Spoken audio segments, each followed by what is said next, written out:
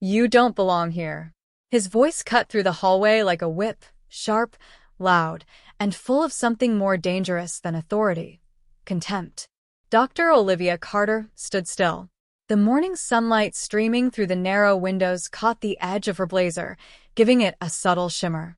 Her posture was composed, her shoulders squared, her expression unreadable. Around her, students began to slow their steps.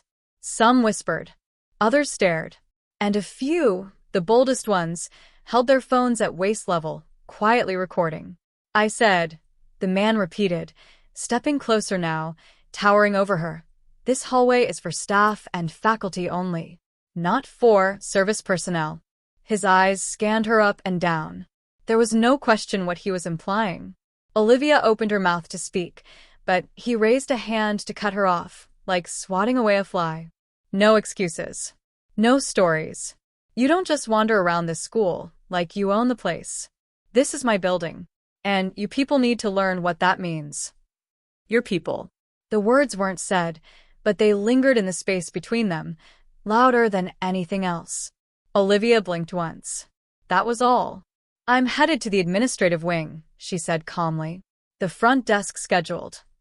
The front desk messed up, obviously, he barked, now so close she could smell the bitterness of his breath. You don't come in through staff access. That door has a badge reader for a reason. If you were really supposed to be here, you'd know that. Olivia glanced behind him. A few teachers stood frozen near the lockers, uncertain. One of them, a younger woman with a stack of papers in her arms, looked like she wanted to say something, but her lips didn't move. Cowed. Silent. I was given clearance to be here, Olivia continued, steady as a metronome. But I'll be happy to. Oh, now you're giving me attitude? He leaned in almost theatrically. Don't push it, lady. You already crossed the line. This is trespassing. I ought to have security remove you right now. She stared at him. I'm not trespassing. You're in my building, he repeated, jabbing a finger toward the floor. You're not wearing any ID. You're in a hallway clearly marked for staff only. And when I confront you politely, I might add, you talk back. His voice rose with each sentence, as if feeding off the performance. Olivia slowly reached into the inside pocket of her blazer. Her hand moved without rush, deliberate. She pulled out a thin leather folder, but before she could open it, he slapped his palm against the wall beside her, making a sharp thud. Don't you pull something out of your coat in here. I don't know what you've got, he snapped. Keep your hands where I can see them. She looked at him, then at the students. One boy in a varsity jacket held up his phone, a little higher now. The lens was pointed squarely at the man blocking her path. Olivia's voice didn't waver. I'm not a threat, she said. And I'd appreciate it if you removed your hand from the wall and stepped back. You don't get to give orders here, he growled. You're out of place. You're out of uniform. And if you think I'm going to let you walk around disrupting the school day. I was invited here, Olivia said again, still calm, still composed. By who? Who in their right mind invited a janitor to the administrative offices during second period? There it was. The word. The assumption. I asked you not to touch me, she said, her tone dipping slightly, enough to chill the air. But it was too late. He reached out, gripping her arm just above the elbow. Firm. Not violent. Not yet, but firm enough to make a statement. His other hand gestured to the students behind her. This is what happens when people think they can walk all over the rules. This is what happens when someone doesn't know their place. With a sudden movement, he turned her slightly, guiding, or rather, pushing, her toward the nearest wall. Her back hit the brick surface with a soft thud that seemed louder than it really was. She didn't resist. She just stood there, unmoving. The hallway went dead silent. No bells rang. No lockers clanged. Even the air vents seemed to hush. From her coat pocket, Olivia took out her phone. She typed something. A message. 3 lines, perhaps. She didn't look up as she sent it. That small act, composed, quiet, undramatic, was more unsettling to Director Hargrove than any outburst could have been. He blinked, suddenly unsure. You think that little message is going to get you out of this? Is that what this is? No, she said, pocketing the phone. It's not about getting out. It's about being seen. The director hesitated. For the first time, his bluster faltered. He looked around and realized just how many eyes were on him. Teachers, students. Phones. Silence. Then he doubled down. You know what, he said, stepping back and adjusting his tie. That's it. I've had enough of the drama. I don't care who you think you are, lady. You're leaving this building right now, or I'm calling the cops. And when they get here, you'll learn exactly what happens when someone lies their way into a public school and thinks they can talk back to authority. He turned to a nearby teacher. Karen, get Officer Mendez on the radio. Tell him to meet me in the West Wing. We have a situation. The teacher didn't move. Karen. Still no movement. I suggest you check your tone, Olivia said suddenly. You're making assumptions that may cost you more than just your position. Oh, I'm shaking, he scoffed. You think I haven't dealt with this kind of stunt before? Entitled visitors with a chip on their shoulder? You think a little attitude and a cell phone scare me? Lady, I've been running this school longer than most of these kids have been alive. And you? You're just another person who doesn't respect rules. 7 minutes later, the calm of that corridor was obliterated by the rumble of 3 black SUVs pulling into the staff parking lot. Fast, deliberate, coordinated. Their doors flew open almost simultaneously. Men and women in dark navy windbreakers moved with precision, wearing crisp DOJ credentials and earpieces. They didn't knock. They didn't ask. They entered the building like they belonged there. The front desk didn't stop them. Teachers stepped back. And when they reached the hallway outside the main office, they stopped in front of the woman standing quietly by the wall. The same woman who had just been shoved, belittled, interrogated. One of the agents, a tall, clean-shaven man with a crisp badge clipped to his chest, stepped forward. Dr. Carter, he said, his voice formal and clear. We're at your disposal. Are you all right? The entire hallway stopped breathing. Heads turned. Cameras lowered. Director Hargrove blinked. Doctor? He stammered. Wait a minute. What did you just say? Another agent stepped up, speaking into a shoulder mic. Target identified. Situation confirmed. Engaging protocol. Olivia nodded once. I'm fine. Thank you. Wait. What the hell is going on? Hargrove demanded, his voice cracking now. The first agent turned to him, unflinching. Sir, please step aside. You're interfering with a federal investigation. Hargrove let out a breathless laugh. What investigation? This woman isn't even a staff member. She walked in here, without clearance. Olivia finally turned toward him. I am Dr. Olivia Carter, she said.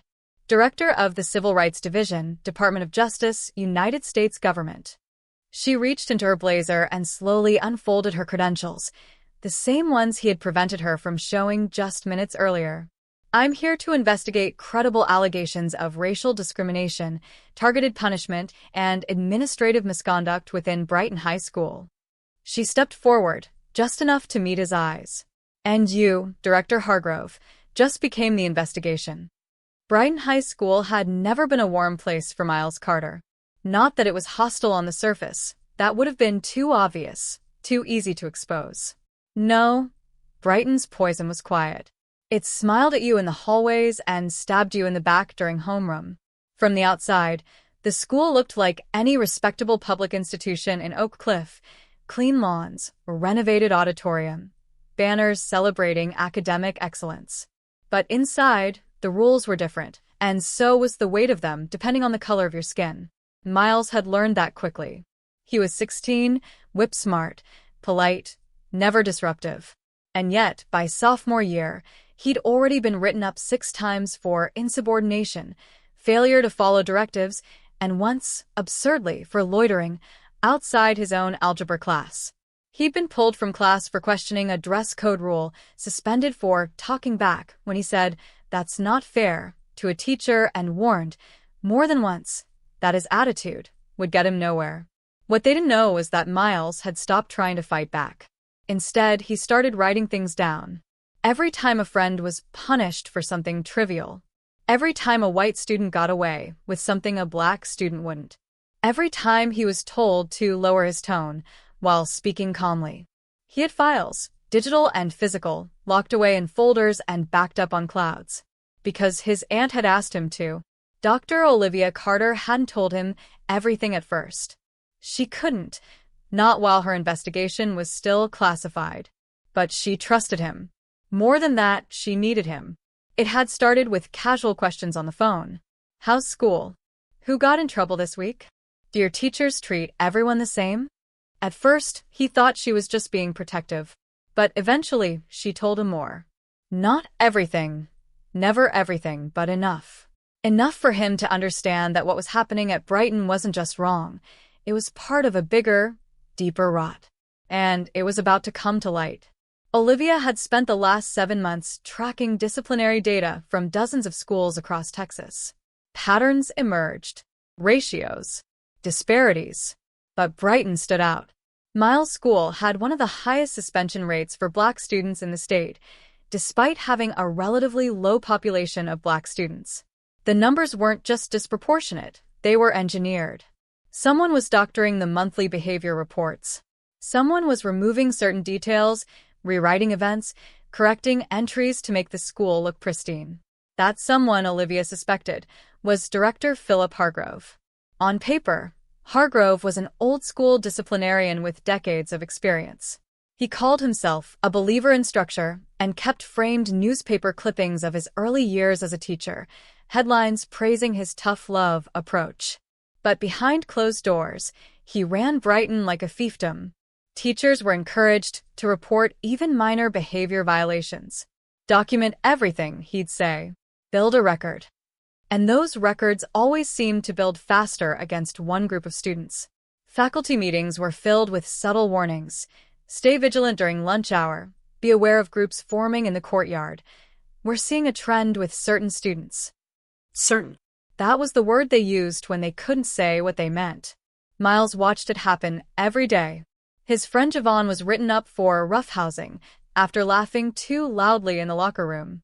Emily, a white cheerleader, could scream across the halls and never got so much as a warning. Teachers who tried to question the system were pushed out, demoted, or labeled as uncooperative. One of Miles' favorite teachers, Mr. Reyes, had resigned mid-semester after his complaints about racial disparities were ignored. Miles had tried to talk to him about it once, but Mr. Reyes just shook his head and said, "This place isn't going to change unless someone burns the whole thing down." That someone had arrived. In the weeks before the incident in the hallway, Olivia had flown to Dallas under the guise of attending a civil liberties symposium. In truth, she was there to gather intel. She met with parents of former students, quietly, discreetly, and heard stories that mirrored Miles' experiences. She pulled public records, comparing reported suspension data to internal school board logs. The numbers didn't match. Someone was lying, and not subtly. Records were being cleaned before they reached the state education department. Names were changed. Descriptions rewritten. Offenses downgraded or exaggerated, depending on the race of the student. And every month, the reports were signed off by Hargrove. Olivia had been in the building once before. Briefly. As a guest speaker, years ago, before she held her current position. Even then, she'd felt something off in the air, a discomfort she couldn't quite name. Now, she had a name for it. Suppression. The school suppressed everything that didn't fit its image. It suppressed students, faculty, questions, truths. And now it was time for the truth to push back. The morning of the confrontation, Olivia had been scheduled to meet with the school's student affairs coordinator, a meeting that mysteriously got rescheduled at the last minute. It didn't surprise her. Bureaucracies like Brighton always tried to stall when they sensed pressure. So she made a choice. Instead of waiting to be politely led around, she entered the building herself. She knew exactly where to go. She had the floor plan memorized. She took the side door on purpose, a shortcut. She was already prepared for resistance. What she hadn't expected was the level of aggression. The instant judgment. The arm grab. The wall. She hadn't expected that her identity would be so aggressively erased in public, and yet, in hindsight, perhaps she had. That's why she wore the blazer. That's why she kept the badge close. That's why the message on her phone was ready to be sent the moment she felt the air shift. And that's why the response from the DOJ was so fast. Inside the SUVs had been 6 agents, 3 from the DOJ's Civil Rights Division, 2 from Internal Oversight, and 1 from the U.S. Attorney's Office. They weren't there to make a show, but they didn't mind when it became one. Once inside, they immediately began seizing records. The school's digital administrator was instructed to provide access to every disciplinary report from the last 5 years. Hard copies were boxed. Emails were flagged. Faculty members were asked to remain in the building until they could be interviewed. The front desk was placed under federal supervision, and Director Philip Hargrove, still red-faced and sputtering in disbelief, was escorted to his office under guard. Meanwhile, students buzzed. Phones exploded. Texts flew across campus. The janitor was FBI. The lady was a Fed. Did you see Hargrove's face? Some students cheered. Others were confused. A few cried. It wasn't chaos. It was awakening. Miles sat in the library when it happened. He hadn't known that Olivia was going to walk in that morning. She kept her operational moves tight, even from him. But when he saw the SUVs, something in his chest cracked open. Not fear, not pride either. Something heavier. The moment was bigger than either of them now. He knew what she had done. He knew what she had risked. And now, the school that had made him question his voice, his worth, his future, was about to answer for everything. He watched from the glass windows as Olivia moved calmly through the hallway with the agents. She wasn't smug. She wasn't loud. But her presence was like thunder, quiet, rolling, inevitable. Some teachers looked away when she passed. Others, like Mrs. Hanley, the only Black woman on faculty, looked at her like she was a miracle. Olivia nodded once at her, not as a hero, but as a signal. It's your turn now. Interviews began that same afternoon. Every teacher, every administrator, selected students. Olivia wasn't in the rooms, not always. But her name carried weight. Witnesses who'd been afraid suddenly remembered things. I didn't notice that Black students got harsher punishments. There was a running joke about Miles being on the watch list. I never understood why some infractions were escalated so fast. One IT assistant admitted, nervously, that he'd been asked to change timestamps on reports. They told me it was to fix system errors, he said. But it didn't feel right. The data backed it all up. The ratios were indisputable. Black students were 3 times more likely to receive suspensions than white students for the same offenses. Discrepancies in how incidents were logged. Patterns in who got second chances and who didn't. The system wasn't broken. It was working exactly as it was designed. And now it was being dismantled. The investigation moved with a speed and force that left no room for excuses. Within 24 hours, federal agents had secured the school's administrative server, boxed over 100 printed files, and extracted communications between the director's office and the district board. Olivia remained calm, never raising her voice, never rushing. She knew how bureaucracy worked. She also knew how to cut through it like a scalpel. At the heart of the storm, Director Philip Hargrove was unraveling. At first, he demanded explanations, invoking his tenure, his connections, the fact that no one had ever questioned his methods before. But none of that mattered now. Every excuse he clung to dissolved the moment the data was laid bare on the conference room table, a stack of spreadsheets and weekly reports, all bearing his signature. The numbers told a story he could no longer deny. Black students at Brighton High were being punished 3 to 4 times more frequently than their white peers, not based on behavior, but perception. Olivia stood at the head of the long mahogany table, surrounded by agents, auditors, and district officials who had flown in once the scope of the issue became public. On the screen behind her, a slide showed 2 students' disciplinary records. Student A, white, male, caught skipping class twice, received a verbal warning. Student B, black, male, caught skipping class once, suspended for 2 days. Same grade level. Same academic standing. Same offense. The disparity was not anecdotal, it was systemic. These aren't isolated incidents, Olivia said, her tone professional but piercing. This pattern appears across 5 academic years. Hundreds of entries. And in nearly every case where discretion was involved, the outcome favored white students. That's not coincidence. That's culture. Across from her, Hargrove sat with his arms crossed, his jaw tight. There are context factors, he muttered. Some students have attitude problems. They resist authority. You can't just look at numbers on a screen and ignore the daily reality of running a school.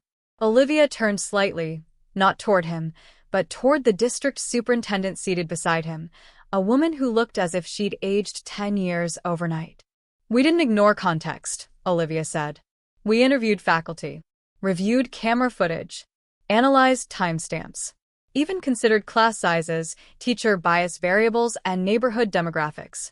We accounted for every factor, and the results still point to targeted disciplinary practices. She clicked to the next slide, a map of the school, color-coded by incident reports. Red zones showed where most punishments were issued: the south hallway, the cafeteria entrance, the outdoor courtyard. They all happened to be the areas where minority students congregated during breaks. There's a term for this, Olivia continued. It's called spatial targeting, when administration monitors certain areas more aggressively because of who occupies them, not because of higher incident rates. Brighton has an unusually high concentration of patrol and surveillance in areas frequented by Black and Latino students. One of the board members cleared his throat. This doesn't reflect the values of our district, he said stiffly. Olivia nodded. And yet, it reflects the reality of your students. Silence settled like fog. Hargrove leaned forward, eyes bloodshot. You come in here with charts and accusations, but you don't know what it's like to run this school. These kids, some of them, they grow up with no respect for order. They push back. They test you. And if you don't maintain discipline, the whole system falls apart. Olivia looked at him. Not angrily. Almost with pity. You didn't maintain discipline, she said. You weaponized it. Across town, parents gathered outside the school gates, holding signs not of protest, but of vindication. We knew. Justice for our children. Accountability now. Some were crying. Others, stoic. Inside the gymnasium, a special assembly was being held, not for celebration, but for acknowledgement. Olivia insisted that the truth be shared directly with the students. That afternoon, she stood in front of nearly 600 teenagers, a sea of uniforms and confused eyes. The same students who'd walked past her days earlier as she was shoved against the wall. The same students who'd grown up navigating silent rules no one dared to write down. I'm not here today as a federal official, she began. I'm here as someone who believes in the power of truth, in the dignity of every student, and in the right you all have to be seen, treated, and educated fairly. She paused, letting the words settle.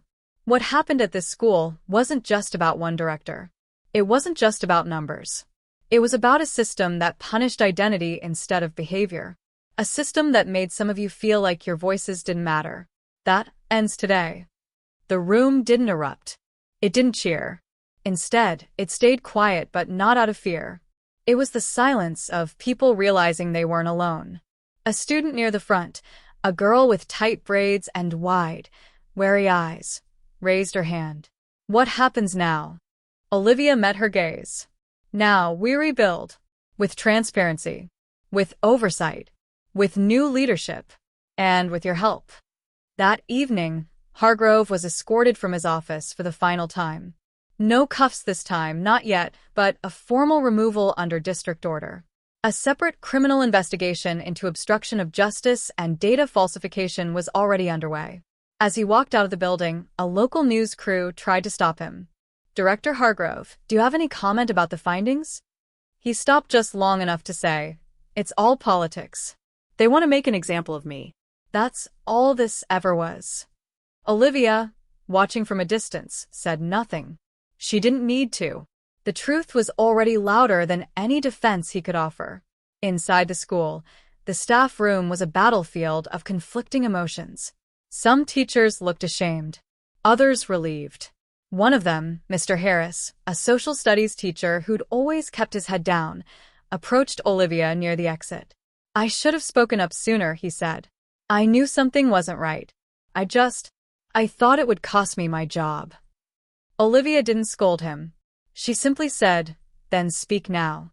There's still time to make it right." And he did. He wasn't the only one. Over the next few days, more faculty came forward, anonymously or not, providing insights, confirming suspicions, sharing stories they'd buried under fear. A janitor revealed that he was asked to remove specific camera footage for storage reasons. A guidance counselor admitted she was told not to interfere when certain students came in crying about unfair suspensions. The truth poured out. And it was ugly. But it was necessary. The silence that settled over Brighton High in the days following the investigation wasn't one of peace. It was the silence of a building realizing it had been complicit. Teachers spoke in whispers, glancing nervously at the temporary DOJ notice posted on the front entrance. Students no longer moved through the halls with the same casual chaos. Something about the atmosphere had changed. It wasn't just the absence of Hargrove, though that was felt like a pulled tooth. It was the weight of the truth, now out in the open, impossible to ignore. Olivia returned to the building 3 days later, not in federal attire, not flanked by agents, but alone, in a dark gray coat and with a folder tucked under her arm. She walked the halls quietly, the same halls where she had been shoved against the wall, misjudged, humiliated. But now people stepped aside. Doors opened before she reached them. Not out of fear, but out of something that had taken root since that Thursday morning. Respect. She met with the interim leadership team, 3 educators from the district sent in to stabilize operations. They listened carefully, took notes, but more than that, they asked questions. Real questions. The kind that had never been asked under Hargrove's tenure. What do we do about the students who are suspended under false pretenses? One of them asked. We can't undo the harm, but we can start with acknowledgement, Olivia replied. Letters of expungement. Official apologies. Reinstatements where appropriate. And most importantly, listen to them. Let them speak. That afternoon, a series of private listening sessions were held in the library. Students, especially those affected by the years of inequity, were invited to share their experiences, not as evidence, but as testimony. Miles Carter was the first to speak. He stood in front of the small group, a few teachers, a DOJ rep, a member of the school board, and read from his notebook. His voice didn't shake. I stopped expecting fairness after 9th grade. I stopped raising my hand in class. I stopped staying after school. Because I knew no matter how well I behaved, I was always one slip-up away from being labeled a problem. He paused. And I wasn't the only one. Behind him, 3 other students nodded. A girl named Jada shared how her brother had been expelled in 10th grade for a hallway altercation, but a white student in the same fight had only received detention. Another student spoke of being told to remove his hoodie indoors while watching white athletes walk by with theirs on all day. A quiet flood of pain came out. Years of it. Olivia didn't interrupt. She just listened. That evening, she walked through the school alone. The walls no longer seemed hostile, only hollow, like they were waiting to be filled with something new. In the faculty lounge, she found Mrs. Hanley seated by the window, watching the parking lot. He used to stand right there every morning, she said without turning, like a king watching over his kingdom. And we all bowed without realizing it. Olivia sat beside her. You didn't bow. You survived. Is that enough? Hanley asked. To just survive it? It's a start, Olivia replied. But now comes the harder part. You help others stop surviving and start thriving. The next day, federal officials announced that the Department of Justice would monitor Brighton High under a 3-year oversight program. The school would be required to submit quarterly disciplinary reports directly to a civil rights review board. A new role, student equity advocate, would be created and staffed by someone from the community. A public apology was issued, signed by the district superintendent and the board, acknowledging the harm caused and pledging reform. Hargrove, meanwhile, faced increasing legal pressure. What began as internal policy violations had now escalated to potential criminal charges. The data manipulation alone was enough to build a case, but Olivia had uncovered more. Emails. Instructions sent to lower administrators to clean up the optics before monthly audits. A thread of communications that showed he knew exactly what he was doing and had done it with intent. But even beyond legal consequences, the social reckoning had begun. News segments featured Brighton as a cautionary tale. National conversations emerged about quiet racism in suburban school systems. Olivia was interviewed on NPR, not as a symbol, but as an expert, speaking in measured tones about policy gaps, oversight failures, and the human cost of unchecked bias. Still, she didn't celebrate. Not yet. There was too much left to fix. Back at the school, things slowly began to shift. Teachers like Mr. Harris began incorporating race and equity into classroom discussions, carefully, honestly. The halls no longer buzzed with whispered fear but tentative hope. Miles walked through them now with a strange sense of unfamiliar freedom. He wasn't waiting to be stopped anymore. He wasn't looking over his shoulder. He even rejoined the debate club, something he'd quit the year before after being written up for challenging a teacher too much. Olivia noticed. She didn't say anything, just smiled when his mom sent her a picture of him holding a ribbon after winning his first meet back. Meanwhile, Olivia turned her focus to training the new task force that would stay behind after her departure. A small, specialized group tasked with ensuring accountability didn't vanish the moment headlines faded. She met with them in a small conference room, giving them not just data, but context. It's not just about monitoring numbers, she told them. It's about culture. Patterns. Silence. You have to learn how to listen to what's not being said. One of the younger officers, fresh out of law school, looked at her and asked, "But how do we know when we're making a difference?" Olivia looked at him for a long moment before answering. "When the people who used to whisper," she said, "start speaking out loud." That weekend, Olivia sat with Miles on the back porch of his house, sipping coffee while the sun dipped below the horizon. He was quiet for a while, then finally asked, "Do you think it's really going to change? Or will it just go back to the way it was once everyone stops watching?" Olivia didn't answer right away. She looked at him, saw how much older he seemed than just a few weeks ago, how much weight he'd carried for so long. "It's not going back," she said. "Because you saw it. Because they saw it. And because once a truth is out, it doesn't fit back in the dark." "Not fully." He nodded. That night, Brighton High was quiet again. But it was a different kind of quiet, not fear, not suppression. Just stillness. The kind that comes right before something begins. Months passed, and the echoes of what happened at Brighton High rippled far beyond the boundaries of Oak Cliff. Other schools in the district quietly began reviewing their own disciplinary systems. Some found similar disparities. A few tried to ignore the national attention, but most couldn't.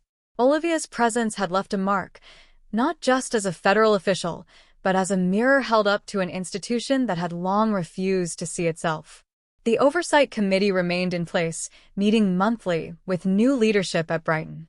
The school hired its first Black principal, a woman named Monica Griggs, an educator with a background in restorative justice and deep roots in the community. On her first day, she stood in front of the student body and said, "This is not a fresh start. This is a continuation. And my job is to walk beside you while we finish what you started." Her presence shifted the school's energy. Teachers were encouraged to attend equity workshops, not as punishment, but as growth. Students were given new spaces to speak, to organize, to lead. The student council was expanded. A peer mediation program was launched. Even the curriculum changed. History classes began including local civil rights cases. Literature classes assigned books that reflected a wider range of voices. Miles Carter didn't become a poster boy. That wasn't who he was. But he became something better, a connector. Someone others turned to when they didn't know how to put their experience into words. He started a student podcast, recorded in a corner of the library, called The Halls We Walk. In it, students shared their stories, funny, painful, everyday moments of what it meant to grow up in a system learning how to do better. One of his first guests was Mrs. Hanley, who admitted on mic, "I almost left teaching last year. I thought I couldn't breathe in here anymore. And then I watched a student stand taller than the people who tried to silence him. It reminded me why I started." Olivia continued her work in Washington, but she checked in often.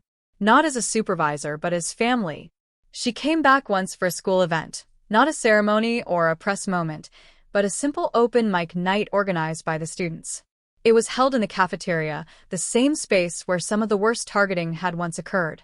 Now, it was lit with string lights, filled with laughter, stories, and music.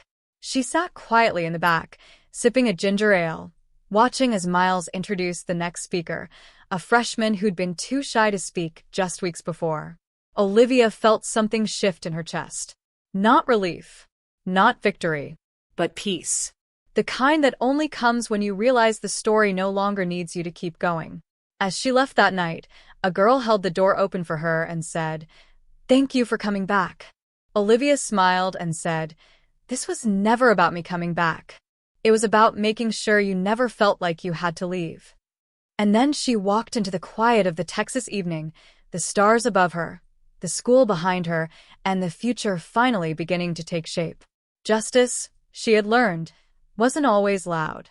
Sometimes it whispered in hallways. Sometimes it lived in data. Sometimes it arrived in the stillness that follows courage. But it always eventually showed up. Thank you for listening to this story all the way through. Your time means something. These stories, even when fictional, hold pieces of truth that many people live every day. Now, if you don't mind me asking, where in the world are you listening from right now?